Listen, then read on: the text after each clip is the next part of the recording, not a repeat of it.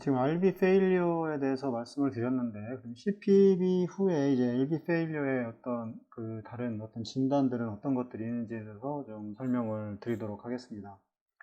먼저 이제 이스키미아에 관련돼서는 뭐냐, 그라프트 페일리어가 있을 수 있습니다. 뭐 코로나리라던가 연결 과정에서 뭐 클랏 아니면 어떤 그라프트에 어떤 파티큘레이트가 이제 존재한 경우에는 이제 그런 플로우가 이제 잘 가지를 않기 때문에 이쪽에 연결된 부위에 그 테레트로이에 이 플로우가 잘 형성이 되지 않는 이런 문제가 발생할 수 있고, 디스탈의 슈처가 이제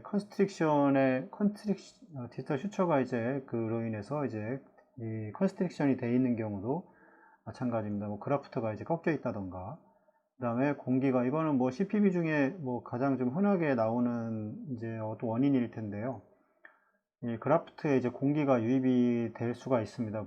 대부분 이제 생리학적으로 어떤 아나토미적으로는 이제 보통 RCA에 가장 많이 이제 공기가 유입이 되는데, 그 리드 2에서 이제 ST가 이렇게 엘리베이션이 되어 있는 경우에는 이 대부분 이제 RCA에 이제 공기가 들어가 있는 경우가 이제 대부분입니다. 그라프트를 이제 백워드로, 반대로 이제 만약에 사피너스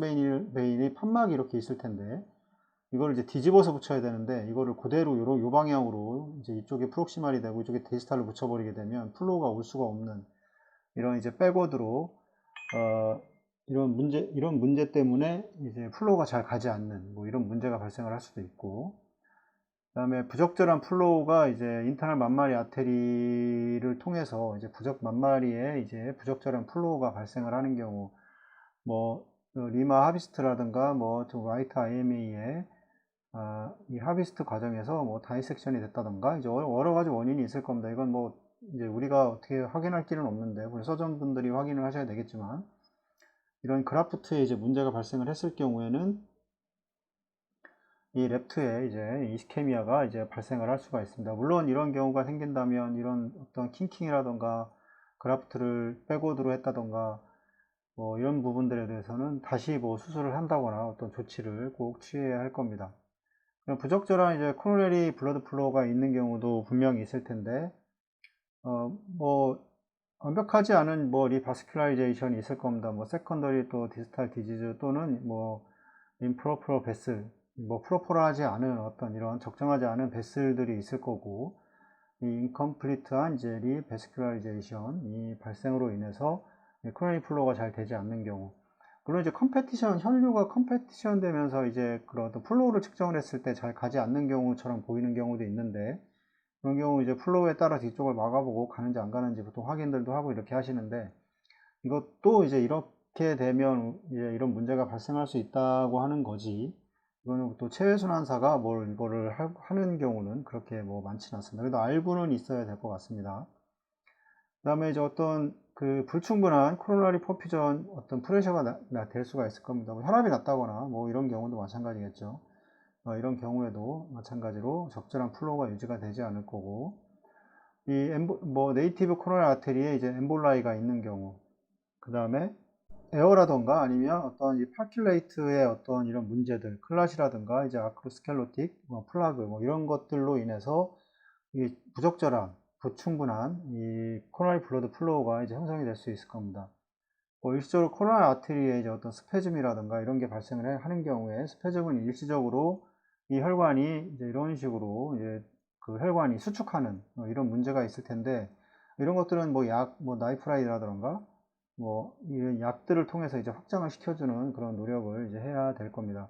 실제 얼마 전 수술에서도 이런 경우를 했는데, 그러니까 리마 수술을 하고 그다음에 플로우의 측정을 했을 때 상당히 잘 갔었는데, 이제 스터넘이나 이런 거를 이제 닫는 과정에서 갑자기 플로우를 닫기 전에 다시 한번 측정을 했더니 잘 안 가서 다시 확인을 해봤더니 이 코로네리 리마에 이제 스페즘이 이제 온 것 같다. 그러면서 뭐 파페벤이라던가 뭐 여러 가지 좀 혈관을 확장시킬 수 있는 뭐 나이프라이드라던가 이런 약을 써서 이제 해결한 경우가 있습니다. 이런 식으로도 이제 어떤 일시적인 스페즘에 의해서 이 코로나리 플로우가 이제 부적절해지는 경우가 있습니다. 뭐 타키카디아 같은 경우는 이건 이제 당연히 문제가 되겠죠. 왜냐면 하트레이트가 심장의 수축이 빨라진다고 하는 거는 이 코로나리에서 이제 시스톨릭과 다이아스톨릭에서 이 다이아스톨릭 때 이제 플로우가 가장 많이 뭐 70% 이상이 이 다이아스톨릭 때 흘려가 가기 때문에 이 타키카디아가 발생을 한다고 하는 거는 이제 다이아스톨릭 필링 타임이 줄어들기 때문에 결국에는 스트로크 볼륨 자체가 줄어들게 되는 겁니다. 그래서 이런 문제로 인해서 코로나리 플로우가 이제 부적절할 수가 있고, 그래서 심장 수술 후에 가장 아이디어한 하트레이트는 대략 80 bpm 정도라고 얘기를 하고, 만약에 이거보다 낮다고 하면 이제 페이싱을 통해서 이제 80회 정도를 맞춰서 보통 위닝을 하거나 합니다. 그래서 이런 부분들도 좀 이해를 하시면 될 것 같고, 그 다음에 이제 이 어떤 문제로 마이오카르디의 O2의 디맨드가 증가를 하는 겁니다. 여러 가지 다 문제가 없는데 이 O2의 이제 디맨드가 상승하는 경우, 물론 이제 체온 자체가 이제 너무 많이 올라간다던가 이런 경우에는 당연히 가장 큰 체순환 이후의 문제는 체온일 겁니다. 그래서 체온이 보통 우리가 36.5도를 위해서 맞춰서 보통 하게 되는데 뭐 38도라던가 이건 체순환사가 실수할 수도 있지만 체온을 올리는 과정에서 너무 온도를 높게 설정을 해서 이게 뭐 40도로 올라간다 이러면 이제 큰 문제가 발생을 합니다. 그래서 이 체온 올리는 과정에서 절대 그 물의 온도를 38도씨 이상을 세팅을 하지 않는 것이 중요합니다. 그래서 이 너무 과도한 체온은 이제 결국에 O2의 디맨드가 증가를 하게 되고, 이런 문제로 인해서 이제 플로우는 잘 가지만 O2의 증가로 인해 뭐 또 하트레이트도 당연히 빨라지겠죠. 그래서 이런 부분에 대해서도 좀 인지를 하게 되고, 네이티브 코로나리 아테리가 이제 서지컬적으로 이제 인저리를 받는 경우에도 당연히 이제 이런 이제 코로나리 플로우가 이제 부적절하게 공급이 될 수가 있을 겁니다.